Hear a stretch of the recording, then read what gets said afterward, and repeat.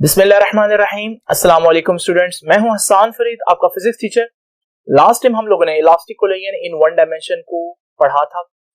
आज हम elastic collision के कुछ स्पेशल केसेस डिस्कस करेंगे। तो आइए स्टार्ट करते हैं आज का lecture. Special cases of elastic collision in one dimension. Elastic collision in one dimension was our previous topic, last time का टॉपिक था, लेकिन आज हमने उसमें स्पेशल केसेस बनाने। लेकिन क्यों ना मैं लास्ट टाइम का जो टॉपिक हमने पढ़ा था उसको एक दफा कंक्लूड कर दूं। जो आखिरी बात मैंने आपको सिखाई थी वो कुछ इस तरह से थी कि जब भी इलास्टिक कोलिजन होगा, elastic collision in one dimension होगा, तो टकराने के कोलिजन के बाद पहली बॉल की वेलोसिटी यानी कि v1 डैश और दूसरी बॉल की वेलोसिटी यानी कि v2 डैश निकालना बहुत आसान है, क्योंकि उसके लिए हमारे पास कुछ इक्वेशंस मौजूद है। अब वो इक्वेशंस याद कैसे करनी है मैं अब आपको समझाता हूं। एक दफा फिर से ये ट्रिक याद रखिएगा। पहले आपने यहां पर भी एक v1 लिख देना और प्लस करके यहां पर भी v2 लिख देना, फिर इसी तरह यहां v1 और यहां v2। दूसरी चीज आपने ये करनी है कि आपने सारे डिनोमिनेटर्स में m1 प्लस m2 लिख देना। ठीक हो गया? यहां तक तो कोई मसला नहीं। ठीक, अब जरा देखें, ये एक फार्मूला v1 डैश का है, 1 आ रहा है, तो यहां आप सोचें 1 है और यहां आप सोचें 2 है, क्योंकि 1 आ रहा है तो 1 पहले और 2। यहां v2 डैश है तो 2 पहले आ रहा है, तो यहां आप 2 सोचें फिर 1 सोचें। मैं 1 क्यों नहीं लिख रहा, क्योंकि जब कोई चीज 1 से मल्टीप्लाई हो तो वो आपको पता है नजर भी नहीं आती, इसलिए हम सिर्फ उसको सोचते हैं, लिखते नहीं। अब इसके साथ भी m आएगा, इसके साथ भी m आएगा। ये v2 के साथ लिखा हुआ है तो m2 बन जाएगा, ये v1 के साथ लिखा हुआ है तो m1 बन जाएगा। लो जी, ये भी समझ में आ गया आप लोगों को। अब अगली बात सुने, रह गई ये जगह और ये जगह। यहां पर हम सब्ट्रैक्ट करके लिखेंगे m1 और m2 को, तो m1 माइनस m2। अब यहां भी आप सोच रहे हैं m1 माइनस m2, मगर नहीं, m2 माइनस m1 लिखेंगे। अब आपको ये कैसे याद रखना है, अगेन ये v1 के साथ है तो 1 पहले आ रहा है, ये v2 के साथ है तो 2 पहले आ रहा है। तो ये है तरीका, वो इक्वेशन जो लास्ट टाइम हम लोगों ने डिस्कस की थी, उनको किस तरह से आप लोगों ने जहन नशीन करना है, तो इनको भूलना नहीं है। आइए स्टार्ट करते हैं आज का पहला स्पेशल केस इलास्टिक कोलिजन का। केस नंबर 1, और सबसे इंपॉर्टेंट है केस नंबर 1 की स्टेटमेंट। केस है क्या, क्या सीन है, क्या सिनेरियो है, तो जरा देखते हैं जी। सिनेरियो कुछ इस तरह से है। केस 1 ये है, when a ball collides elastically, यानी कि काइनेटिक एनर्जी लूज नहीं करेगी, याद है ना elastic collision. When a ball collides elastically with an identical moving ball. ये केस यूं कह रहा है, अगर हम ड्रॉ करें, ये दो बॉल्स हैं और एक बॉल वेलोसिटी v1 से चल रही है और दूसरी बॉल वेलोसिटी v2 से मूव कर रही है। इसका मास m1 है और इसका मास m2 है, मगर मैं बोल रहा हूं ये आइडेंटिकल बॉल्स हैं। आइडेंटिकल का मतलब है सेम है, यानी कि एक बात तो मुझे पता चली कि m1 और m2 आपस में बराबर है। तो फिर जब आपस में बराबर हैं तो फिर मैं क्यों m1 और m2 बोलूं, मैं क्यों ना m ही कह दूं। तो मैं कहता हूं m1 is equal to m2 is equal to m। अब अगली बात सुने, ये जो मैंने आपके सामने केस लिखा है ये टकराने से पहले की बात है। बिफोर कोलिजन के दो एक जैसी बॉल्स सेम स्पीड से एक डायरेक्शन में जा रही है, इसकी वेलोसिटी ज्यादा होगी अगर तो ये जाकर उसको हिट करेगी। तो ये है बिफोर कोलिजन क्या हो रहा है। लेकिन हमारा आज का इंटरेस्ट इस बात पर है कि टकराने के बाद क्या होगा। तो वही दो बॉल्स हैं, हमने देखना है कि यही दो बॉल्स मैसेज M1 और M2 जब ये टकराएंगे तो टकराने के बाद वेलोसिटी यानी कि V1 डैश क्या होगी और इसकी वेलोसिटी टकराने के बाद V2 डैश क्या होगी। और ये सारा सिनेरियो कब का है? आफ्टर कोलिजन, टकराने के बाद। तो ये है हमारा आज का केस। तो सबसे पहले तो आपने अंडरस्टैंड करना है कि आज का क्वेश्चन क्या है। हमें फाइंड आउट करना है V1 डैश और V2 डैश।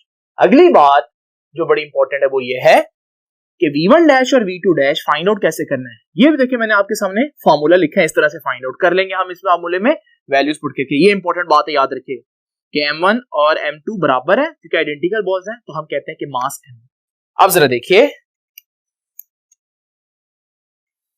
जरा देखते हैं इनकी मैथमेटिकल डेरिवेशन। बुक ने इसको मैथमेटिकली डिराइव नहीं किया, तो मैं आपके सामने पूरी डिटेल बताता हूं कि एक्चुअली बुक वाला आंसर कैसे आएगा। जरा तवज्जो कीजिएगा, मैं आपके सामने दो अलग-अलग जगहों पर साइमल्टेनियसली एक ही साथ ये कैलकुलेशन परफॉर्म करता हूं। सबसे पहले तो आप V1 डैश और V2 डैश के फॉर्मूले जो मैंने आप लोगों के सामने लिखे हैं इनको लिख लें, और क्योंकि मैं पहले आपको बता चुका हूं तो मैं अब जल्दी से लिख देता हूं।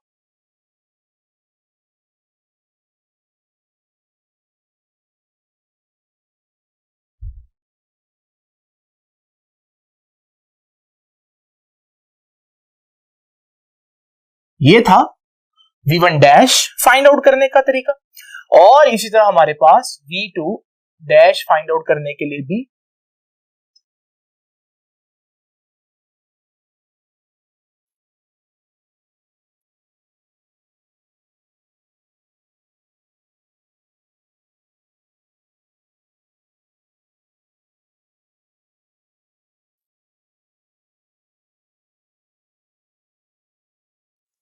अब आपने सिंपल क्या करना है बच्चों कि आपने वो वैल्यूज यहां पर पुट कर देनी है और आपका आंसर आ जाएगा। कौन सी वैल्यूज? ये देखिए इंफॉर्मेशन क्या दी हुई है कि जितना M1 है उतना ही M2 है उतना ही M है, तो जहां M1 और M2 आएगा हम M पुट करेंगे। तो जरा देखिए, ये M1 और M2 आ रहा है, इनकी जगह हम M पुट करेंगे, नीचे भी M पुट करेंगे, यहां भी M पुट कर दूंगा, ये भी M1 M2 है, इनकी जगह M पुट कर दूंगा। अब जरा सॉल्व करते हैं। देखो M माइनस M जीरो आ जाएगा और M माइनस M जीरो आ जाएगा, तो ये सारी टर्म ही क्या हो जाएगी? जीरो। तो V1 डैश में एक टर्म तो पूरी की पूरी जीरो हो गई। अगली चीज देखते हैं जी, इसमें क्या बचा? 2M, नीचे क्या है? M प्लस M कितना होता है? 2M ही होता है, ये कैंसल। तो V1 डैश जीरो तो वैसे ही ऐड होकर कोई फर्क नहीं पड़ेगा, यानी V1 डैश कितनी आई? V2 के बराबर है, यानी पहली बॉल की टकराने के बाद की वेलोसिटी कितनी है? जितनी दूसरी बॉल की टकराने से पहले थी, यानी कि पहली बॉल ने दूसरी बॉल की वेलोसिटी ले ली। तो ये जो मैंने पहले क्वेश्चन मार्क लगाया हुआ था, अब मैं इस क्वेश्चन मार्क को हटाकर इसकी जगह लिख देता हूं कि भाई ये तो V2 आ गया। अब अगली बात जरा तवज्जो से देखनी है, इसको सॉल्व करते हैं। V2 डैश M1 की जगह M, M1 M की जगह M और M, V1, यहां M2 की जगह M, M1 की जगह M, M1 की जगह M, M2 की जगह M और V2 अगेन। अब ये सारा जीरो बन रहा है, देख रहे हैं आप, क्योंकि M माइनस M जीरो आएगा। तो V2 डैश किसके बराबर आया? 2M over M plus M, 2M और साथ V1, और वो तो जीरो है, ये भी कैंसल हो जाएगा। तो देखें जी V2 डैश किसके बराबर आया? V2 डैश V1 के बराबर आया। ये क्या कह रहे हैं, जरा इसको भी पढ़ते हैं। टकराने के बाद दूसरी बॉल की वेलोसिटी कितनी होगी? जितनी टकराने से पहले फर्स्ट बॉल की थी। इसका मतलब जिस तरह से फर्स्ट बॉल ने आफ्टर कोलिजन सेकंड बॉल की वेलोसिटी अडॉप्ट कर ली, इसी तरह से सेकंड बॉल ने आफ्टर कोलिजन फर्स्ट बॉल की वेलोसिटी अडॉप्ट कर ली। यानी कि अगर मैं इसको कंक्लूड करूं कि भाई पहले केस में क्या हुआ, तो पहले केस में हम कहेंगे, ये सारी स्टेटमेंट लिखेंगे, ये जहां से स्टार्ट हो रही कि व्हेन ए बॉल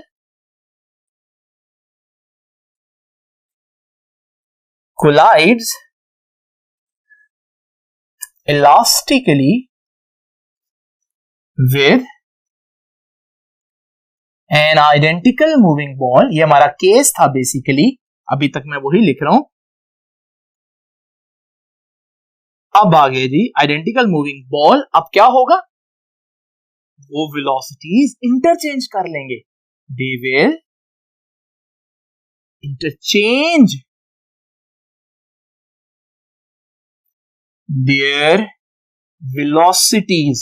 तो पहली बॉल दूसरी बॉल की वेलोसिटी अडॉप्ट कर लेगी और दूसरी बॉल पहली बॉल की वेलोसिटी अडॉप्ट कर लेगी। तो हमारे पास जो बिफोर और आफ्टर कोलिजन का केस बना वो कुछ इस तरह से बना।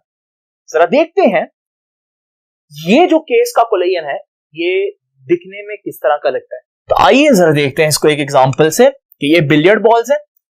एक बिलियर्ड बॉल 10 मीटर पर सेकंड की वेलोसिटी से दूसरी बिलियर्ड बॉल जो कि उतने ही मास की है 7 मीटर पर सेकंड से मूव कर रही है, उसको हिट करेगी जब, तो टकराने के बाद जिसकी वेलोसिटी 10 थी उसकी 7 और जिसकी 7 थी उसकी 10 हो जाएगी, यानी कि अपनी वेलोसिटीज इंटरचेंज कर लेंगे। शर्त क्या है कि इनके मैसेज अगर सेम हो।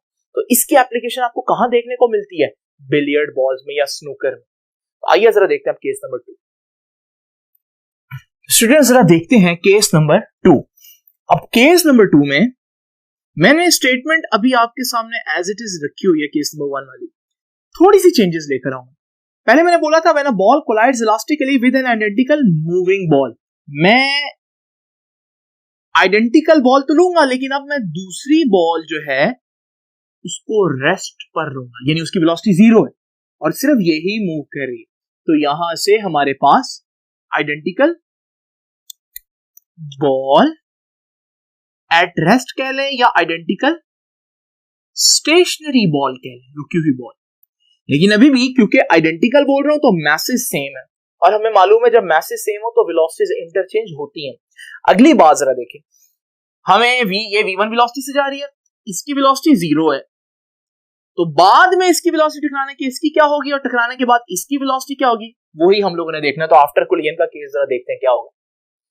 आइए मैथमेटिकली चेक करते हैं, वही इक्वेशंस हैं। अब यहां 3 बातें, एक तो m1 और m2 जहां भी है वहां m पुट करना है, और तीसरी इंपॉर्टेंट बात यह है कि v2 जहां भी आया वो 0 पुट करना है क्योंकि अब दूसरी बॉल रेस्ट पर भी है। उससे एक काम बड़ा आसान होगा, ये देखिए ये भी v2 आ रहा है, इधर 0 पुट करूंगा, ये भी v2 आ रहा है, इधर 0 पुट करूंगा, तो दोनों टर्म्स का ये वाला पार्ट तो 0 हो गया। तो एक तरह से काम थोड़ा सा आसान हुआ, बाकी जगह हम पुट कर देते।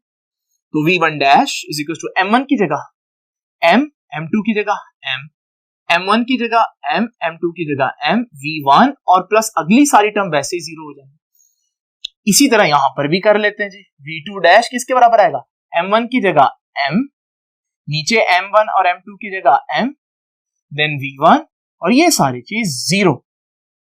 अब m माइनस m भी तो 0 होता है, लो भाई ये टर्म भी 0 हो गई, तो देखो v1 डैश कितना हुआ 0, यानी कि टकराने के बाद पहली बॉल की वेलोसिटी 0 हो गई। क्यों ना मैं इसको यहां पहले ही पुट कर। अब जरा देखते हैं दूसरी बॉल का क्या सिस्टम बनेगा। ये तो v2 डैश किसके बराबर है 2m, नीचे m प्लस m, ये भी तो 2m ही है, ये तो कैंसिल हो जाएगा। टकराने के बाद दूसरी बॉल की वेलोसिटी कितनी होगी, जितनी टकराने से पहले पहली बॉल की फर्स्ट बॉल की वेलोसिटी थी, यानी v2 डैश तो v1 हुआ।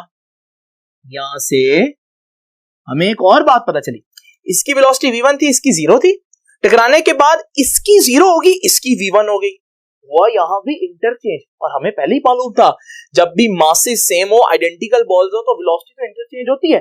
लेकिन पहले केस में एक ने दूसरे की वेलोसिटी, दूसरे ने पहले की वेलोसिटी से मूव किया था। यहाँ क्योंकि दूसरी बॉल रेस्ट पर है, जब इसको इसकी वेलोसिटी मिलेगी ये रेस्ट पर आ जाएगी और ये उसी वेलोसिटी से आगे चली जाएगी। अब यहाँ बड़ी इंपॉर्टेंट है इसके कंक्लूजन, और फिर मैं आपको दिखाता हूँ कि ये कोलिजन आप लोगों ने कहां देखा हुआ है। जरा देखिए कंक्लूजन कैसे लिखेंगे। जैसे कि मैंने बताया, पहले आप केस का नाम एग्जैक्ट लिखेंगे कि when a ball collides elastically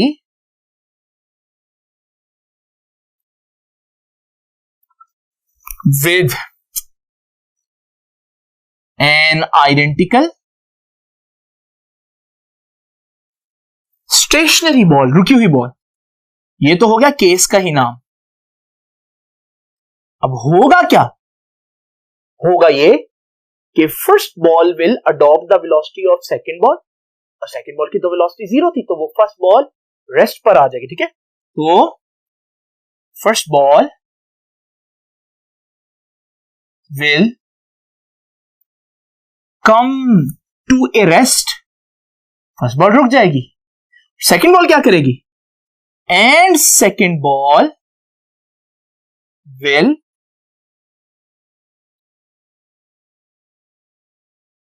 take off. Take off होता है रवाना होना, तो वो रवाना हो जाएगी किस वेलोसिटी से, पहली बॉल की velocity. Take off with the velocity of first ball, तो सेकंड बॉल पहली बॉल की वेलोसिटी से ही अडॉप्ट करके उसी से टेक ऑफ कर जाएगी। टेक ऑफ का वर्ड बड़ा इंपॉर्टेंट है, याद रखिएगा इस पूरे कंक्लूजन में, इसको हाईलाइट करके लिखना आप। आइए जरा देखते हैं ये कोलिजन रियलिटी में कैसे दिखता है।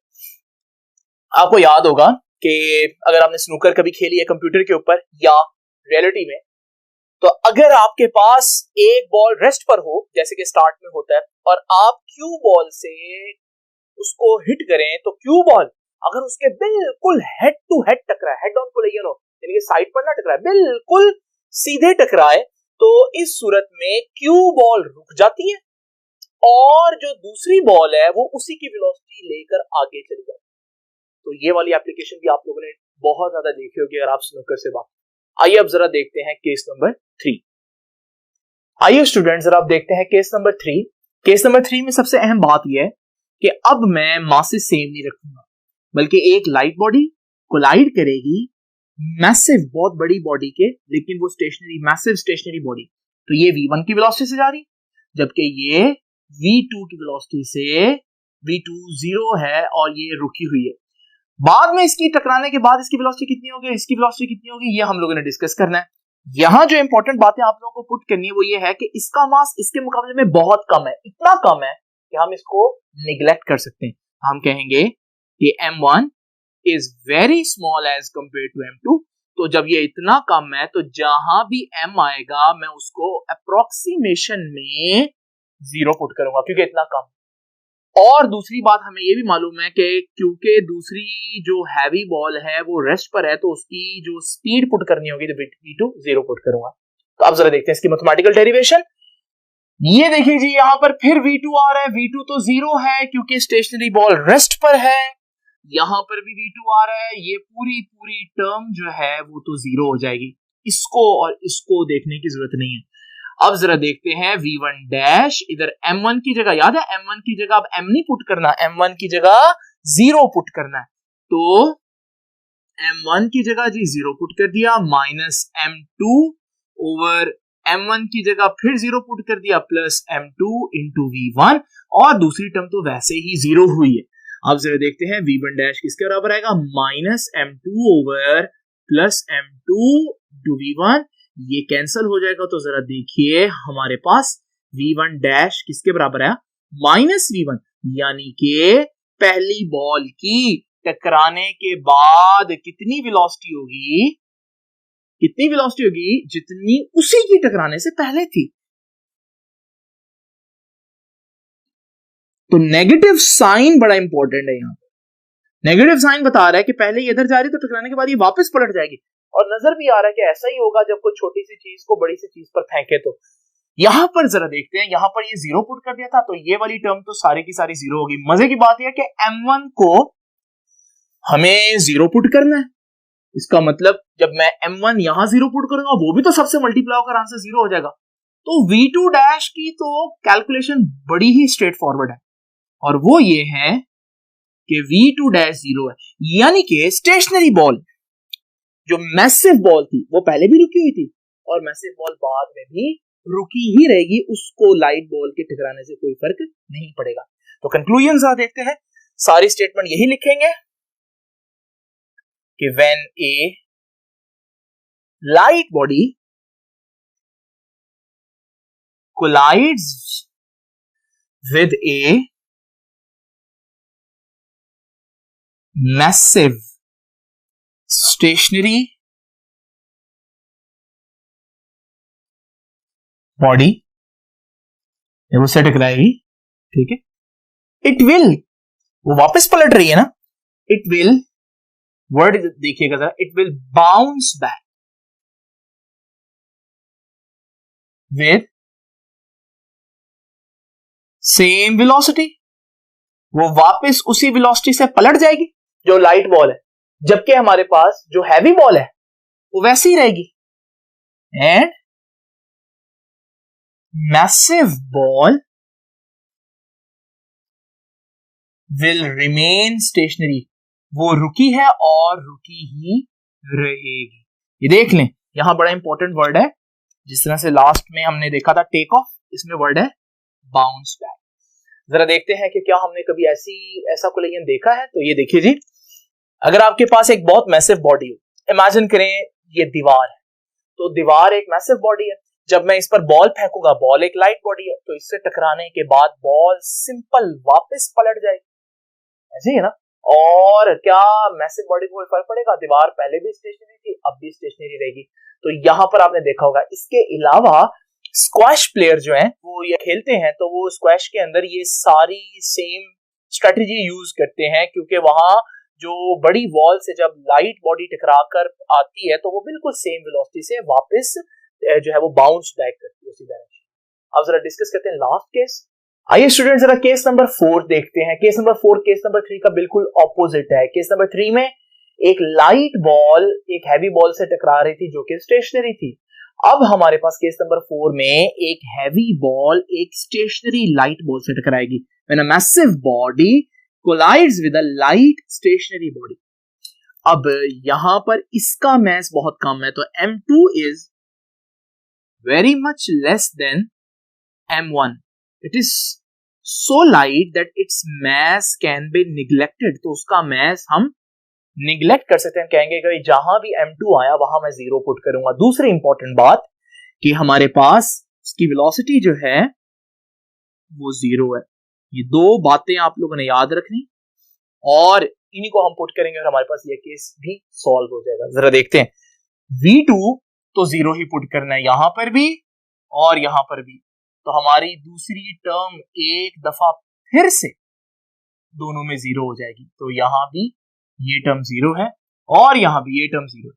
दूसरी बात, m2 को भी हमने 0 पुट करना है। अब जरा देखिएगा, m2 को 0 पुट करता हूं यहां पर, तो ये v1 dash is equal to m1 as it is minus m2 0 over m1 as it is और फिर m2 0 और v1 और वो सारी चीज तो 0 हो गई।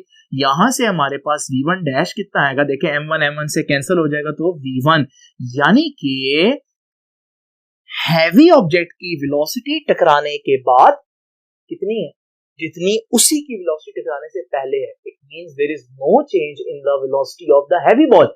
और ऐसे ही है, अगर आपके पास एक ट्रेन जा रही है, ट्रेन के सामने साइकिल आ जाए, क्या इससे ट्रेन की स्पीड कम होगी? ना होने के बराबर। तो ट्रेन तो उसी स्पीड से जाती रहेगी। असल मसला है what will happen to the cycle, उसकी स्पीड क्या होगी, उसको भी हम डिस्कस करते हैं। बहरहाल ये जो हमारे पास v1 डैश है ये v1 है, यानी कि स्टेशनरी बॉल जो हमारे पास मैसिव बॉल है उसको कोई फर्क नहीं पड़ेगा। अब जरा यहां पर देखते हैं, ये तो 0 हो गया था, यहां पर 2 एज इट इज आ जाएगा। m1 की जगह m1 ही पुट करना है, m1 की जगह m1 और m2 की जगह 0। यहां से हमारे पास ऊपर भी 2m1 आ गया, नीचे m1 ही आया और v1 और वो 0 है उसको अब नहीं लिखता। m1 से कैंसिल। जरा देखिए टकराने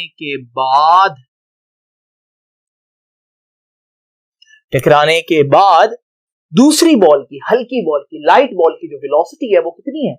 हैवी बॉल की वेलोसिटी जिससे उसने हिट किया था उसका डबल। यानी कि हमने देखा कि अगर ट्रेन जो है वो किसी साइकिल को हिट करती है 10 की स्पीड से, तो ट्रेन की स्पीड 10 है और 10 ही रहेगी, लेकिन साइकिल की स्पीड, साइकिल 0 थी, लेकिन उसको आगे को धक्का लगेगा 20 मीटर पर सेकंड की वेलोसिटी से वो मूव करेगी उस फोर्स की वजह से। तो जरा देखते हैं कंक्लूजन में आपको मालूम है, सबसे पहले तो मैं ये जो रिजल्ट आया इसको लिख लूं, तो v2 डैश किसके बराबर आया? 2v1 के बराबर है। अब जरा देखते हैं जी कंक्लूजन लिखते हैं। कंक्लूजन में सबसे पहले स्टेटमेंट लिखेंगे जैसे मैंने आपको बताया, और स्टेटमेंट ये है कि when a massive body collides with a light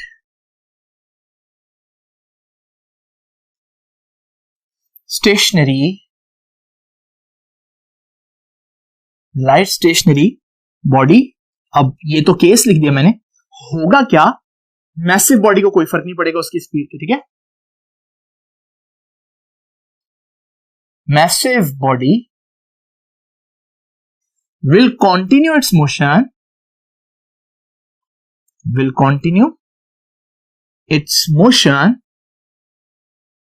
with same velocity, उसी वेलोसिटी से वो मूव करती रहेगी with same velocity, but light ball will, अब वो आगे को उसको धक्का लगेगा, इसके लिए एक वर्ड याद रखिएगा, will bounce off। पहले हमने बाउंस बैक पढ़ा था केस 3 में, ये बड़े इंपॉर्टेंट वर्ड्स हैं, इन्हीं को चेक करना एग्जामिनर ने। बाउंस बैक किसी चीज को आगे को धक्का पड़े, बाउंस ऑफ किसी चीज को आगे को धक्का पड़े, तो bounce off with double the velocity of massive ball. तो एक दफा फिर से देखते हैं कि ये केस रियलिटी में दिखेगा कैसे। तो देखिए जी हमारे पास स्टूडेंट्स, इमेजिन करें एक बहुत ही हैवी बॉल है और वो 10 मीटर पर सेकंड की वेलोसिटी से आ रही है, और उसके सामने एक बहुत हल्की बॉल है, बहुत उसके मुकाबले में जिसका मास ना होने के बराबर है, और वो रेस्ट पर है। जब वो हिट करेगी, जो बड़ी बॉल है वो टकराएगी, उसकी वेलोसिटी 10 मीटर पर सेकंड ही रहेगी, लेकिन जो छोटी बॉल है जब वो हिट करेगी तो टकराने के बाद वो उससे डबल वेलोसिटी से आगे बाउंस ऑफ करेगी, यानी कि उसकी वेलोसिटी 20 मीटर्स पर सेकंड हो जाएगी। तो ये थे elastic collision in one dimension के कुछ स्पेशल केसेस। वैसे कोलिजन कई टाइप्स का हो सकता है, उसके तो इनफिनिट हमारे पास टाइप्स हो सकती हैं, मगर ये 4 केसेस रोजमर्रा जिंदगी में, डेली लाइफ में हम बहुत ज्यादा देखते हैं, तो इनको समझना बहुत ज्यादा इंपॉर्टेंट था। अब हम नेक्स्ट लेक्चर में इंशाल्लाह मजीद आगे को स्टडी करेंगे। तब तक के लिए